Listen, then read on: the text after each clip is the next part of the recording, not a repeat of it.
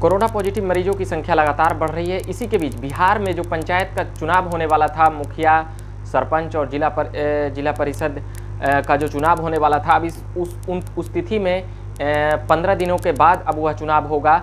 उसी के बीच पंचायती राज मंत्री ने क्या कुछ कहा, वो सारी बातें हम सुनाएंगे। और बंगाल इलेक्शन में क्या चल रहा है, राहुल गांधी कल ही कोरोना पॉजिटिव हो गए, उन्होंने ट्वीट करके कल ही बता दिए थे।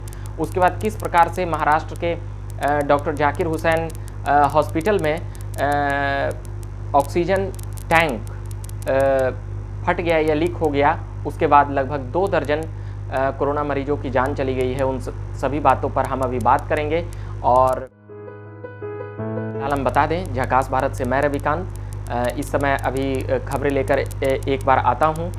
वो खबरें ये है कि बिहार में जो पंचायत चुनाव होने वाला था, वह चुनाव अब 15 दिनों बाद होगा। जो अप्रैल में मई में जो चुनाव होता था, पंचायत का चुनाव हर 5 साल पे होते हैं, मुखिया, सरपंच, वार्ड सदस्य और जिला परिषद का।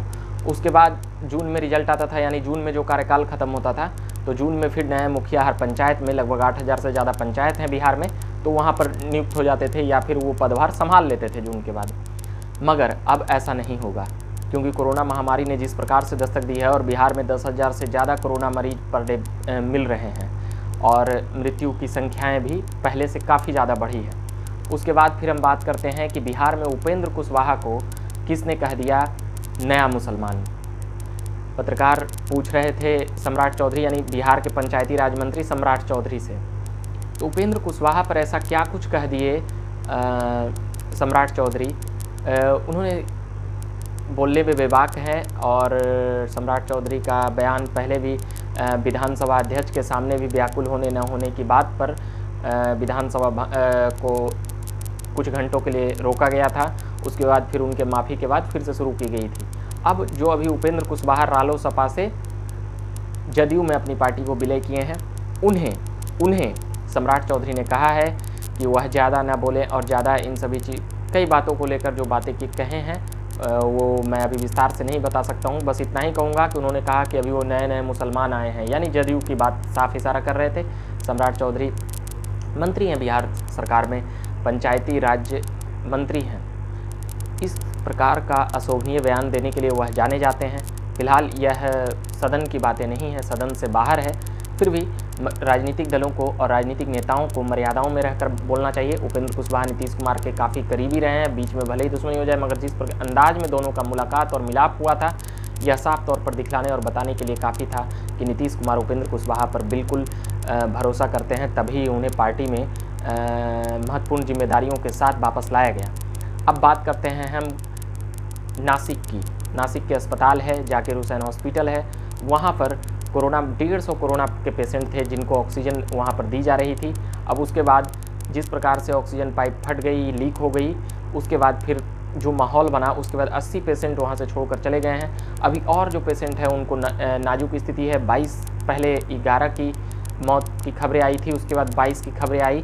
अब 2 और जो उसमें कोरोना मरीज थे उसमें उनका निधन हुआ है, यानी कुल मिलाकर 24 कोरोना मरीज वहाँ पर निधन होने की खबर है।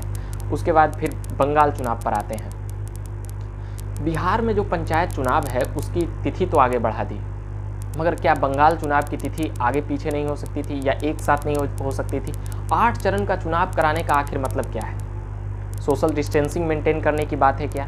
तो सोशल डिस्टेंसिंग आप जब मेंटेन कर रहे हैं तो फिर रैलियों में इस प्रकार से अथाह भीड़ आ रहा है, तो वहाँ पर लॉकडाउन की स्थिति या मिनी लॉकडाउन या कोई बातें वहाँ पर क्यों नहीं होती है? क्योंकि कई जो रैली में आ रहे हैं उनके मास्क अगर चेकिंग करने लगेंगे तो फिर जो अदर स्टेट में हो रहे हैं, तो फिर कई सवाल वर्तमान सरकार और इलेक्शन कमीशन पर ही खड़े हो जाएंगे। इन सभी के बीच अमित शाह ने एक विवादित बयान दे दिया है। वह यह भी कहते हुए नजर आए हैं, या फिर राजनीतिक बयान कह सकते हैं, विवादित नहीं, रैलियों में कही गई बातें और बयान वह राजनीतिक बातें होती है और राजनीतिक नफ़ा नुकसान के लिए होती है। उनका साफ कहना है अमित शाह का कि दीदी का पैर 2 मई को ठीक हो जाएगा। उन्होंने क्यों ऐसा कहा? क्योंकि 2 मई को रिजल्ट आने वाला है। किसका रिजल्ट? बंगाल इलेक्शन का रिजल्ट, जो 8 चरणों में चल रहा है, और कल 6ठे चरण का चुनाव होने वाला है। उससे पहले दीदी ने कहा, वैक्सीनेशन की सुविधा पर कई सवाल उठा दिए ममता बनर्जी ने, जो अभी बंगाल के मुख्यमंत्री हैं। वो आरोप और प्रत्यारोप चलता रहेगा, मगर वैक्सीनेशन पर गंभीर सवाल उठाए हैं ममता बनर्जी ने। उसके बाद दोनों तरफ से नोकझोंक जारी है। इसी बीच राहुल गांधी को कोरोना पॉजिटिव पाया गया। उन्होंने ट्वीट करके यह जानकारी दी।